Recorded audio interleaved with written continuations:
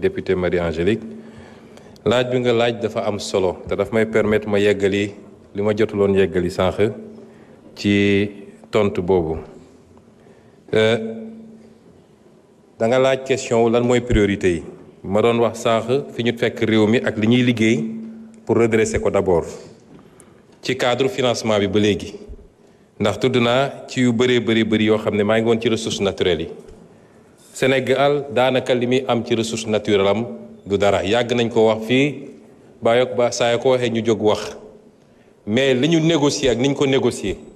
te léeg-léeg da nga naan naka lañ ko négocier am na benn député boo xam ne defe naa ci ñi daw tey la bokk di ma ñëw commission nag Marie-Angélique ndax su dee su ma ñëwee plénière ñu daw damay ragal su ma ñëwee commission liggéey du fa am waaye député boobu di jaay valeur lu nekk mu wax ko te moom 2017 moom moo signé woon benn ci session yi nga xam ne suñu gaz bi diggante Cosmos ak BP moom moo ko signé te deful les due diligence yi mu waroon def bokk nañu ci tay ñi nga xam ne ñoo tayle tey suñu pétrole suñu gaz suñu jógee taxaw naan dañuy wax mais Sénégal moo demee noonu te li ma wax nii yàgg nañ koo confronté waroon na ñëw fii ñu débat ci wala mun nañ ci débat feneen fudul foofu mais ressources naturelles niñ ko gérer ak niñ ko yàqee niñ ko signé ci ay anam yoo xam ne baaxul ci réew mi moo tax fi mu ne dañu war a nekk ci dabu ndax réew bu am li Sénégal am yépp bu dee gérer nañ ko niñ ko war a gérer damay faral di wax ni Afrique moo waroon doon parmi les bailleurs du monde gis nga réewu golfe bi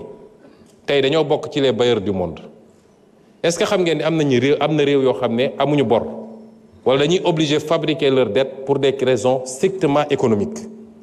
mais omble nañu ndax lan parce que dañoo fexe ba am fulla gu doy ba li leen yàlla wërsëgale ñu téye ko mais Afrique rek ngay gis ñu ne am nga ressource naturelle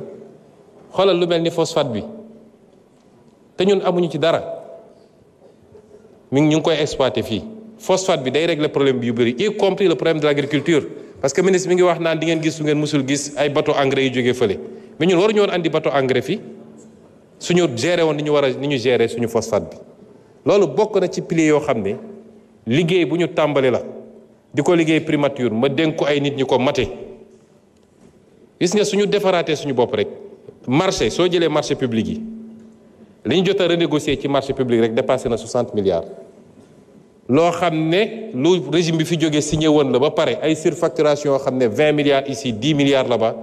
te ñañ ko seqal bi ñu waxtaanee ba démontrer leen ni lii c'est surfacturé ñoom nangu nañ ko ba d'accord le surplus ñu réorienté ko feneen te loolu mooy rek ci ay marché éducation nationale enseignement supérieur duggaguñu sax ci marché ressources naturelles yi imaginez ñaata milliards la ñu sàggane ci loolu kon loolu bokk na ci l'un des piliers fondamentaux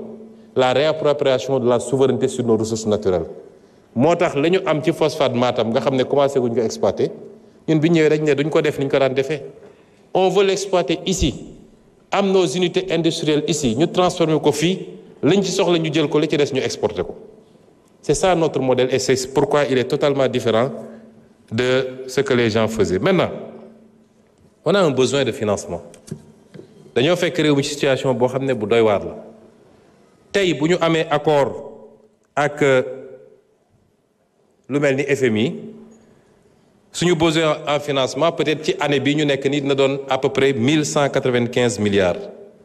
mais day doon lu dégressif chaque année ñu wàññi ko tuuti peut-être ce sera 498 milliards l'année qui suit ainsi de suite en 2019 on sera à 155 milliards mooy li ñu war a yokk ci li ñu am bu ñu dajalee li ñu fortaatu yépp ngeen posé question bu am solo woote nañu barki démb sénégalais yu bëri uyu si am na ñu bëri ñu ne dañoo bëggoon a def waaye teelu ñoo yëg am na ñoo xam ne nee nañu ñoom problème mu éthique la ñu am parce que ñoom seen gëm-gëm permettre leen ñu jël ay obligations boo xam ne day générer ay intérêts loolu yépp ministère des finances mi ngi ciy liggéey ci li ñu war a def ci ay montage parce que am na sukuk mode de financement la boo xam ne lu xalaal la kenn amu ci problème naan est-ce que intérêt dugguñu est-ce que riba ou pas nga mën koo adossé à des infrastructures yooyu tabax kon gëm naa ni sénégalais yi comprendre nañu enjeu yi te dinañ ci jàpp dinañu defaat yeneen yu ñuy monter parce que dama wax léegi souveraineté dafa am solo moom sa bopp mais day fekk nga mën ko te ci ñun la war a jóge loolu beneen pilier la boo xam ne bu am solo la buñ ci liggéey te di féliciter tous les Sénégalais ci li ñu taxaw ne dañuy taxaw seen wetu état parce que ñoo ko moom su ñu defee effort sur 2 ans ñu def effort on stabilise les choses jël un nouveau départ daal di tirer les leçons des erreurs passées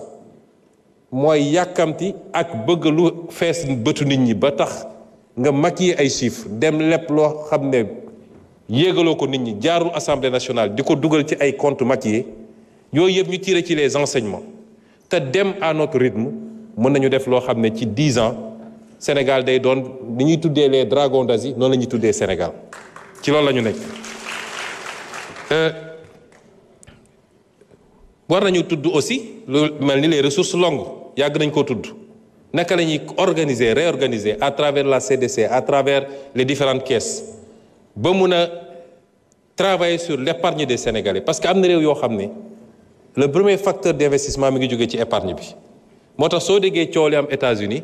toujours day am fu mu yem soo déggee ñu ne bourse bi yëngatu na rek président ba nu mu am doole day taxaw ndax l'épargne des Américains ci bourse ba la ne loolu mooy financer l'économie américaine en premier balaa leen di ñëw donc loolu ñu ngi ciy liggéey aussi nu ñuy fexee parce que épargne dafa baax diine sax da koo digle nit doo loo am lépp nga dundee ko tey ëllëg mbir mën na la bett mais épargne boobu su dee c'est d'épargne longue dina jox beneen possibilité pour réew mi. la monnaie yàgg naa wax ni c'est pas un tabou lu ñu war a waxtaan la suñu koppar gii méngoowul ak dëppoowul ak fi ñu war a jëm président junj na ko keroog réew doo ñëw rek daal di rajaxe yépp da nga koy teg ci temps teg ko ci yoon mais suñuy option ci monnaie bi mooy monnaie bi dina soppiku wala ñu jël suñu responsabilité ñun te am na àpp yu ñu àppal suñu bopp mais gëm naa ni ñiñ ko seqal dinañu dem dans la direction bi ñëpp bëgg parce que mënuñu continuer keroog en conseil des ministres le ministre de l'économie dafa présenter benn communication wone ni suñu économie alignée sur l'économie de l'Union européenne ñoom bu ñu sëqatee ñu sëqat bu ñu yéegee ñu yéeg bu ñu wàccee ñu wàcc la corrélation avec la monnaie n'est pas automatiquement faite mais quel est le seul facteur qui nous lie à cette zone-là mais c'est la monnaie moo tax il faut que ñu nangu poser débat yooyu avancer ci mais lu technique la lu sérieux la am na lu ñu teg loo xam ne ñu ngi ciy liggéey du fii laa koy développer yépp pour vous dire que tous les leviers ñu ngi ciy liggéey tous les leviers qui doivent nous amener à souverainiser notre financement nous donner le maximum d'indépendance parce que da ngay dégg ñu ne ñoom ñoo ne woon bor tekkiwul manquer de souveraineté bor bu ñu la conditionné ba nga xam ne sañoo bañ bor boobu mooy manquer souveraineté mais bu dee yow yaa am sa latitude marché yi wóolu la ba soo wootee ñu wuy si la parce que la dette n'est que de la fiscalité différée en réalité nga teg ko ci temps teg ko ci anam boo xam ne dette bu soutenable la nga garder toute ta latitude ber bu bon mooy dañ la naan lii da nga koy signer foog nga def telle réforme sinon duñ la lebal kooku mooy bor bi nga xam ne day empiéter ci sa souveraineté kon loolu ay éléments yu important la ensuite ñun dañu war a en tant qu'Africain et en tant que Sénégalais dañoo nekk ci àdduna bi dafa les options stratégiques dañu nekk ci àdduna boo xam ne y a le choc des grandes puissances il y a ce qu'on appelle le piège de Thucydide mooy à chaque fois qu'une nouvelle puissance jóg beneen puissance bi fi newoon ni muy réagir par rapport ak puissance boobu études yi ñuy def mooy ci 16 cas yi ñu étudier dans l'histoire de l'humanité les 12 dafa mujjee ci guerre fi mu ne nii amagul te ñi ngi ñaan yàlla bu mu am waaye guerre économique déclenché na ñun les petits pays comme le Sénégal ban stratégie dañoo war a am pour capter les dividendes de cette guerre économique qui se déclenche parce que am nañu toutes les options et tout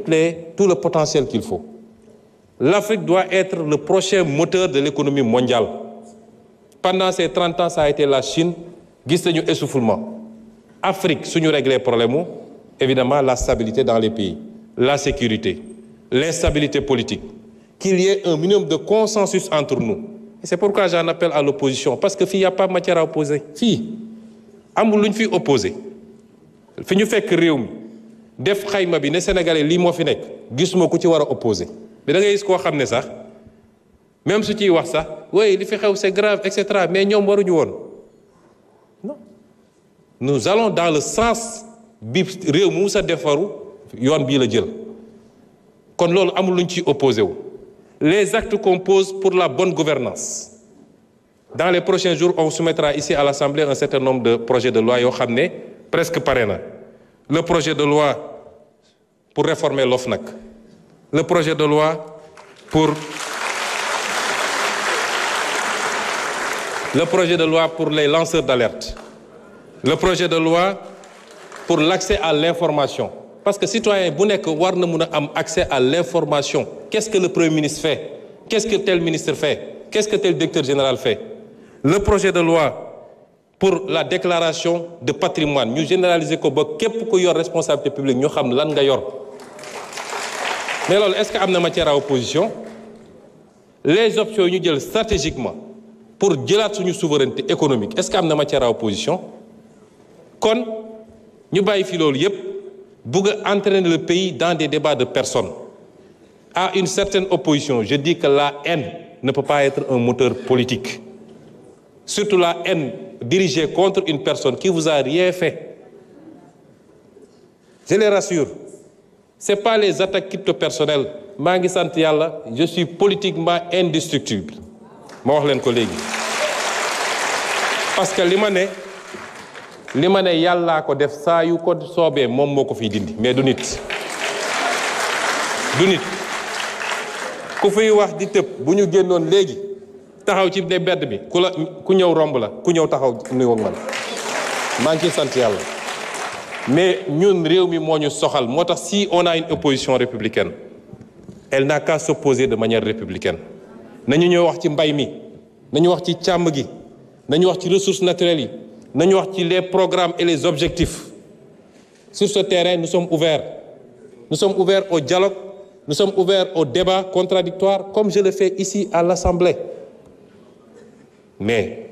ñu bëgg a bàyyi foofu yépp entraîner le pays vers des dérives verbales vers des règlements de compte personnels les dossiers judiciaires amul kenn koo xam ne dañ laa togal parce que non dem nañu ba ne pourquoi dans une campagne électorale il a dit mais la justice ne fonctionne pas par rapport à ça un juge on lui amène un dossier avec des faits avec des preuves kan moo ci waxoon kan moo ci waxuloon c'est pas important est-ce que li mu yor dossier la wala du dossier la ci des c'est le débat public le débat politique il est ce qu'il est li ci des pour compléter toujours madame mooy contexte bi j'ai parlé tout à l'heure du pays du Sud ak fi réew mi fi àdduna bi toll un nouveau pouvoir est arrivé dans l'une des grandes puissances nee na dafa bëgg a mettre un terme à la globalisation daal di teg ay taxam teg yeneen pays ñoom it réagir ñu nekk ci contexte boo xam ne les gens vont être poussés vers le repli mais ça c'est une chance pour des continents comme les nôtres parce que li waroon dem feneen mën na ñëw fii mais dafa am ñu koy organiser nous ne sommes pas pour le moment un problème de compétitivité de notre économie c'est pourquoi l'une de nos priorités mooy l'énergie je l'ai dit ici je le répète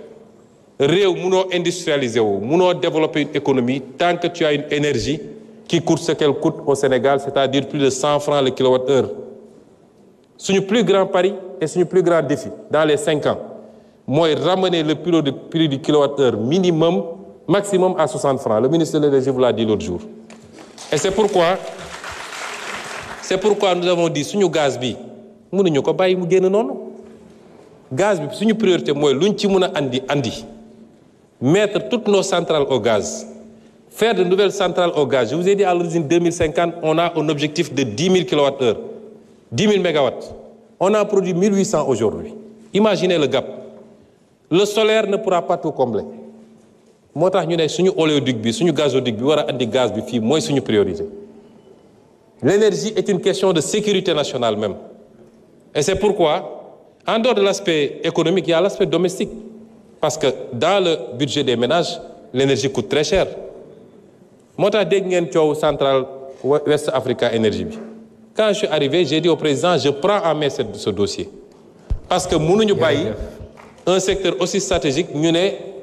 c'est des investissements privés c'est pas des investissements privés parce que c'est un secteur dont relève la sécurité nationale. Deux, Monsieur le Premier ministre.